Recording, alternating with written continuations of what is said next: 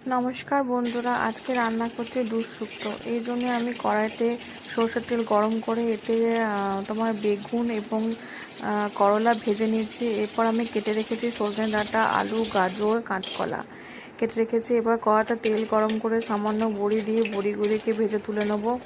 এরপর ওই তেলেই সামান্য শুকনো লঙ্কা এবং পাঁচফোড়ন দিয়ে সমস্ত কিছু সবজি কেটে রাখা ধুয়ে রাখা সবজিগুলোকে কড়াইয়ের মধ্যে দিয়ে খুব ভালোভাবে ভাজতে হবে। আমি এখানে এক একটা সবজিকে এক একটা করে ভাজিনি, যেহেতু প্রচুর তেল লাগবে ওই জন্য আমি সামান্য তেল দিয়ে তোমার সবজিগুলোকে ভেজে নিয়েছি। এরপর দিয়ে দিচ্ছি সামান্য পরিমাণে নুন, সামান্য পরিমাণে চিনি, আর দিয়ে দিচ্ছি একটু গ্রেট করে রাখা আদা।